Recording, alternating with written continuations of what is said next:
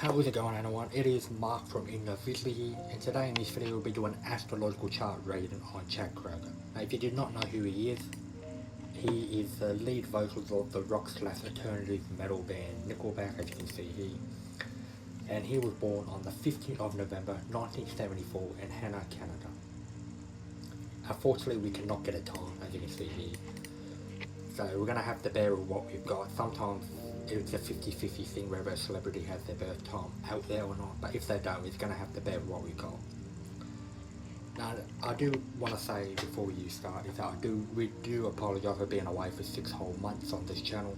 The reason being is to do with the Christmas period and stuff like that. We were busy then, and then straight after that I was busy trying to redesign this entire website. If you want to see the website, oh yeah, before I actually do mention about seeing it, we did actually code or make our very own birth chart feature as well. Now this is publicly available, you can use this yourself. I'll put the link in the description below with the whole website and how to use this as well. You have to click on it and it's pretty much all done after that. Anyway, I want to actually get into the actual video. So the first thing that I do see is that his sun is out of an identity and his core self is in Scorpio. You also got all his personal planets as well, Mercury, Venus and Mars, all in Scorpio. So that means Mercury, which is mind and communication, so how he thinks and communicates is in Scorpio. Venus, which is how he shows love and his love style is in Scorpio. And Mars, which is all about his drive and ambition style, is also in Scorpio. So that means that he pretty much fully embodies the traits of Scorpio, since this is what you call a stellium, when it's like 3 or more planets in the personal planets in a chart, which is pretty much the Sun, Moon, Mercury, Venus, Mars and the Ascendant.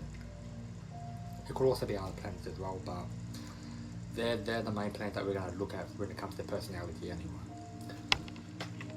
anyway. So what does it actually mean when you have all those in Scorpio?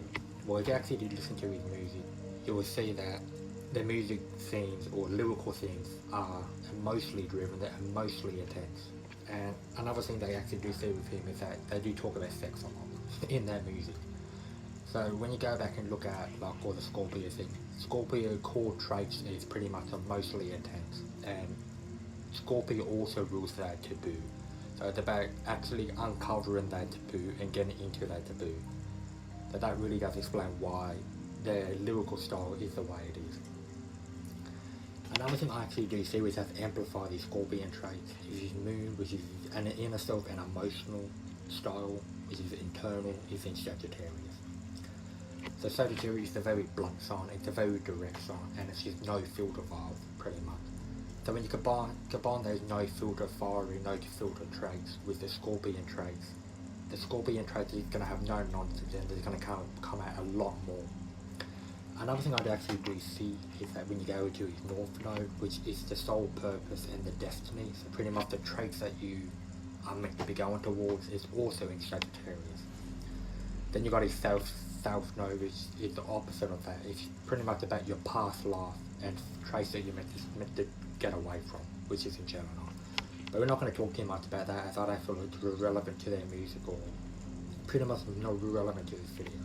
Now, if you do want a more in-depth video about me talking about his South Node and stuff, please let me know in the comments, and if it is that high demand, I will do a second part to this, as it's pretty much what you want. Anyway, I'm going to move on.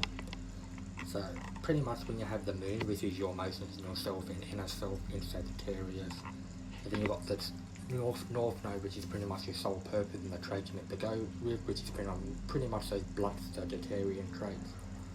Then combined with the intensity of Scorpio and the taboo things that they uncover, you're going to have something that's very blunt and it's going to push those traits pretty much out there and not actually give any shit, pretty much. It's also someone that no matter how much hate they get, as you know, that it's pretty mixed when it comes to their music and stuff. It's going to be someone that's going to push forward and not actually give any damn whatsoever. He does not care, simply. So we can also go back to the wheel thing. So if you go down here, you see that most of these planets are down at the bottom. So Libra, Scorpio and Sagittarius are where most of his energies and planets are. So you got his Pluto in Libra, which is pretty much Gen X. It's this later part of Gen X, it's part of 8 degrees Libra. And it's also, Pluto's not just your generation, it's also about power and transformation style as well, which rules a generation of people. You also got Uranus stuff in Libra, so pretty much that means elder slash generational planet. But as in with the personal planets and the planets that actually rule him as an individual personality, him as a person, it's pretty much all around this part. So you got the moon being in Sagittarius, North Node as well, which you already spoke about. Well, Neptune's also not a personality planet, that's more elder as well. So we're not going to talk too much about that. You've got Venus in Scorpio and Sun in Scorpio. So another thing I want to look at, you've got the aspects in the middle, but I just want to see a whole list of aspects so they're easier just to go through. Well, you can do the aspects in here, but I just want to see them for what they are, which is a lot better here. So you've got a Sun conjunction to Venus, so that means his core identity and his core self pretty much flows well with his Venus, and Venus is about how you show love and stuff. So that means that his Sun and Venus work together and they pretty much become one thing. So his core self and the way he shows love is pretty much one thing. Since a conjunction flows well. Any positive aspects like a conjunction, a trine, a sextile, they're all going to combine those energies into those two planets. So that means his Venus will go into his Sun and it just operates as one thing pretty much. You got his Sun and his Saturn doing the same thing. So even though Saturn is more of an outer planet, he will have his personality planet, which is his Sun, working together as well. So if you want to know what Saturn's about discipline, boundaries and things like that. So it's pretty much lessons you have to learn in this lifetime, pretty much. Another thing I do see is Sun in Chiron is a Kukunx as well. We won't talk too much about that. Now his Moon and Neptune are conjunctions, so that means that his Moon and Neptune work together really well. Neptune's about all your dreams and delusions and stuff, so that could amplify his bluntness and his directness a little bit more. You can also go over here, this will also tell what the planet is about, like dreams and your dream style and your introduction style pretty much. You can also click on it to see, so it's pretty much a generation whose idealism was global and physiosophical. Faith travel in the search for ultimate meaning to find the collective dream. So this is pretty much a generational planet.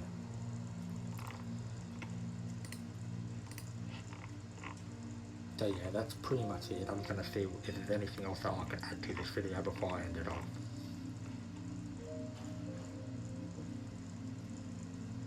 Another thing I do want to mention is